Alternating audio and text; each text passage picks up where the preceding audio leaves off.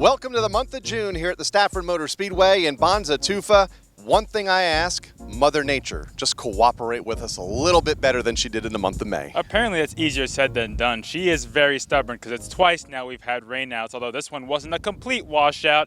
We only got through one feature, and when you think about it, even one of the features that we did get through was rain shortened as well. So 3 different times this season Mother Nature's intervened, and I think you and I are getting tired of it. And so hopefully that changes a little bit this Friday. And I've already checked the forecast, Kyle, but maybe we shouldn't talk about it. Shh. Last Friday, one feature event was completed before the bottom dropped out of the sky, and it was a familiar face finally getting back to victory lane in the limited late models. Yep, Alex Fern getting it done. Had a clean race the week before, finishing 4th. Gets it done here in a battle with Gary Patno in the last few laps. Her first win of the season.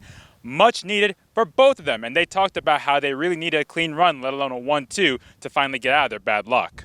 I knew how I had to pass him, and I wanted to do it as respectfully as possible because, like I mentioned, we've had some tough luck, and for some reason, every time Gary has also been there too. We needed our luck to turn around. We had it covered.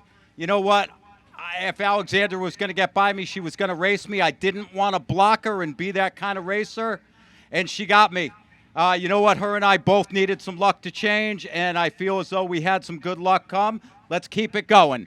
And the limited late models will be back in action this coming Friday night. The SK Light Modifieds also on track last weekend, but not for their feature. Unfortunately, that was washed out to this Friday, but they did complete their qualifying events, and unfortunately, there was some action. Yes, at the end of one of the heat races, an incident involving Cassandra Cole and Derek Debus, and as a result, Derek Debus, the defending champion, has to start in the back for the next 3 features.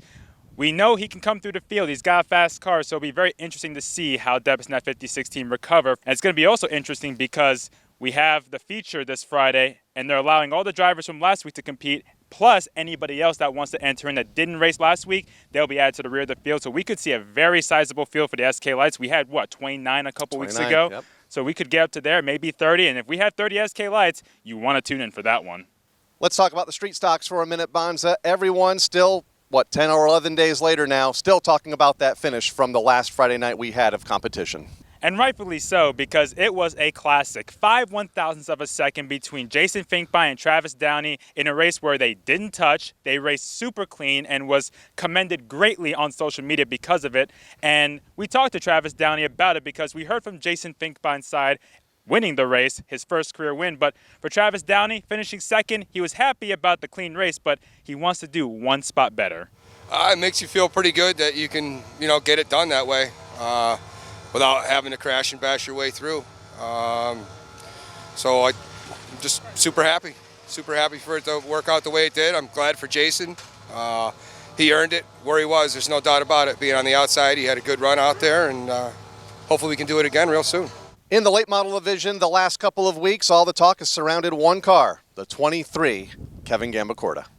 It's just amazing how fast that car is. It's the same car he won 3 races in last year when it was owned by Andy Marquise. He got the car this year after that Spring Sizzler incident where we didn't even know what that car had because it wrecked on lap 2.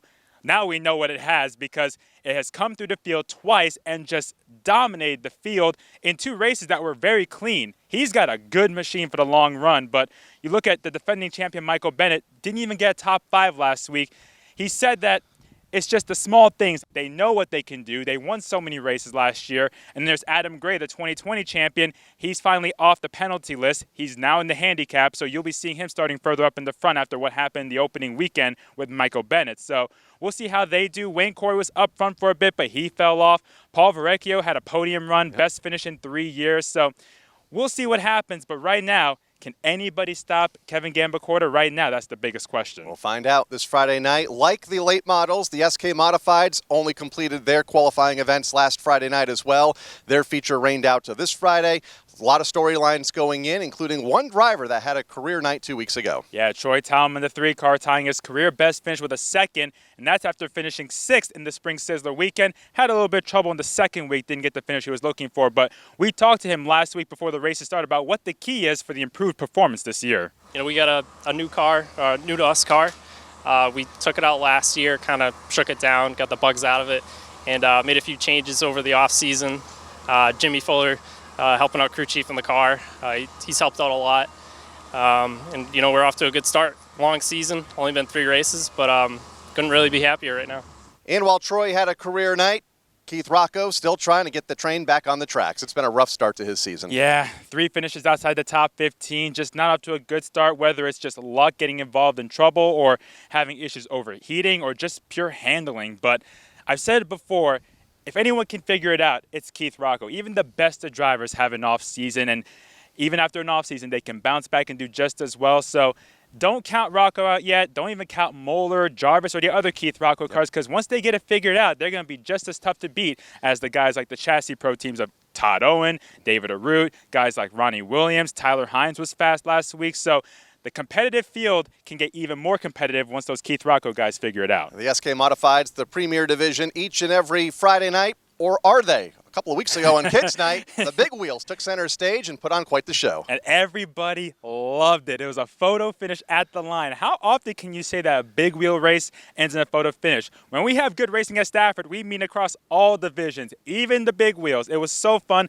The drivers were so into it. They were looking at the big screen, seeing the replay of the finish, and they're all just like, oh, man, that was so close. But these kids, man, even at their age, they just want to win. This Friday night, night number 2 for Kids Night for 2022, plus all 5 of our weekly divisions. Action gets underway at 6 o'clock Eastern Time here at the Stafford Motor Speedway. And if you can't be here in person, you can always tune us in on FlowRacing.com.